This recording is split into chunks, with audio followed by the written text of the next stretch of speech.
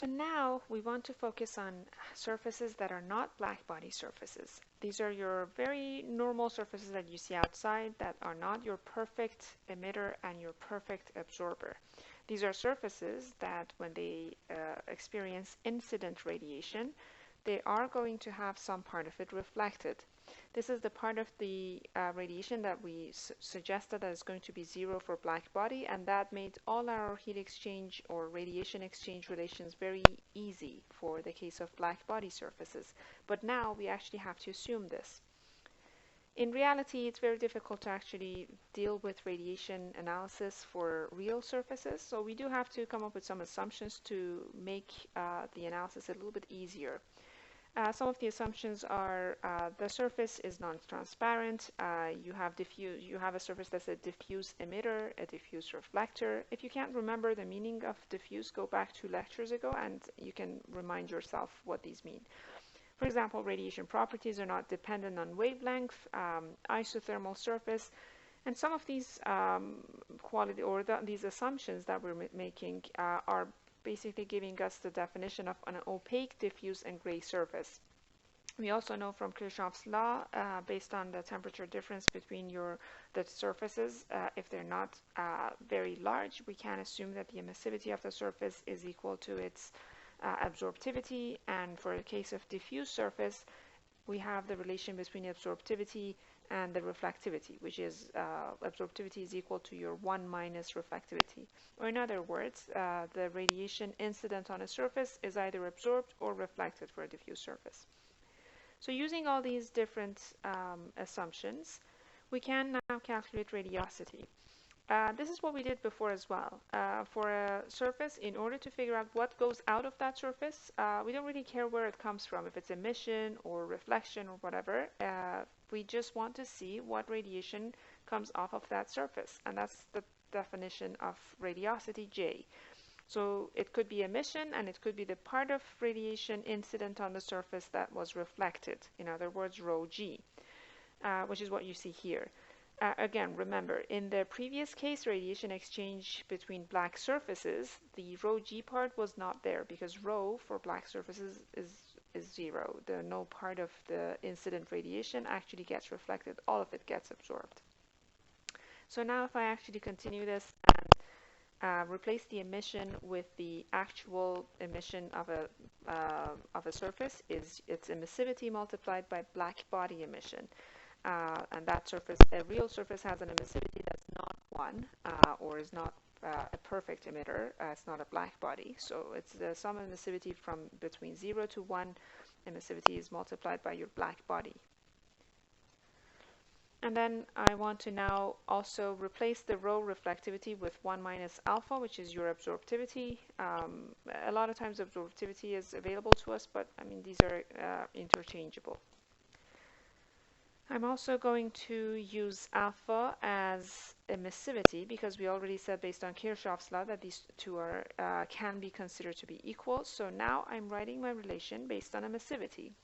So there's no alpha or rho here, it's just emissivity, and that has made everything a little bit more simple for me to analyze later. Now from here I can say that the radiosity of a surface, an opaque, diffuse, and gray surface, is equal to the epsilon and the Stefan-Boltzmann constant, temperature of that surface to the power 4, plus 1 minus epsilon and G, which is the radiation incident on the surface. From here, if I want to, I can calculate, or I can basically isolate radiation incident on the surface, G, and write it like this. This relation for G, I'll be using it later in some of the other relations that we come up with. So in some of the derivations, this will become handy. So now we want to calculate the net radiative transfer from surface I. In order to do that, looking at the left picture here, I'm trying to calculate the radiation leaving the surface I minus radiation that's incident on surface I. Radiation leaving entire surface I would be your radiosity. We don't know where it comes from. It could be emission or it could be reflection, but all of that together, that's your radiosity, and that's how we form Ji, Ai. That goes out of your surface. Remember, J and G, these are fluxes, and you have to multiply them by A in order to get power. What comes into your surface, or what's incident on your surface is GI-AI, and the difference between these two is what we call the net radiative transfer from surface I. Now, from the previous slide, I know that the radiation incident on the surface can be written in terms of the radiosity J and in terms of your emissivity and the black body emission, these are easier to calculate for us. So you can write your irradiation through these terms, and then we will be able to have a term like this. We will be able to write our what we call the heat current as EBI minus JI divided by the blue term in the denominator. That's 1 minus epsilon divided by AI epsilon I. If you actually substitute the irradiation in this, in the relation 1, you'll be able to actually get this relation. We also notice that there's an R value here.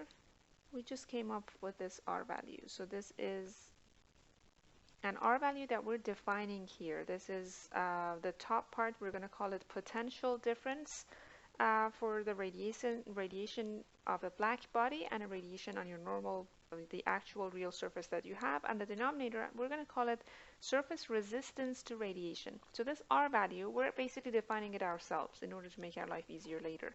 It's something that we're defining based on 1 minus epsilon divided by AI epsilon I. It's a pure surface quality, like the area of the surface and the emissivity of the surface will play a part. This is what we call surface resistance to radiation. And by this format, if you remember from whatever we've learned in conduction, we love this type of circuit analysis. So we want to come up with a way to do the analysis of radiation using circuits, or what we know so far.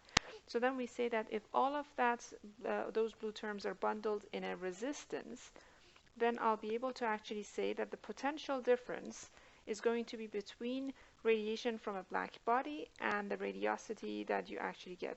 Emission from a black body, which is EBI here, and radiosity of your surface.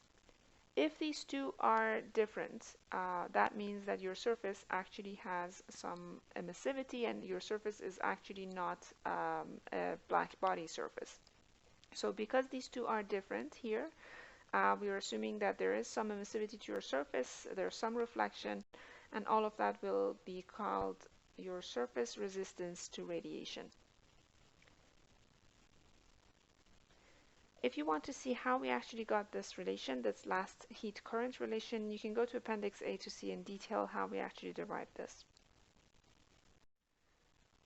So now let's focus a little bit more on the net radiative transfer from surface I relation that we came up with in the previous slide. It was a ratio between potential difference between your black body emission, which is this term, and your radiosity, and also the surface resistance to radiation. Of course, on the top, on the potential difference, depending on what these values are, you're going to get a larger heat current or a smaller heat current. We also say, depending on which one is the larger one and which one is the smaller one, you are going to have a positive or negative value, which will translate into, for example, heat is directed from the surface to the other surfaces if the emission from black body is larger, if this term is larger. And it's going to be the opposite. Heat is going to be directed to the surface if this term is the smaller one. We also say that all of this radiation energy that is, let's say, going off of the surface to other surfaces, if we're assuming that your surface is staying at Ti temperature and its net radiation is to the other surfaces, then there has to be some way or mechanism that this heat is going to be provided to the surface. For example, there has to be a heater here that is providing you with the heat that you're losing to the other surfaces. If you do want to maintain everything or the temperature and everything is in steady state, then you do have to have a mechanism to provide that heat to your surface. That being said, if you have an adiabatic surface, which we call a re-radiating surface, there is no heat provided to your surface. In those cases, we say that this EB and the J are going to be equal, so, or there is no heat current provided to the surface. For the case of the black body, we assume that this resistance is not there at all. and we basically say that these two are the same. These two are going to be equal.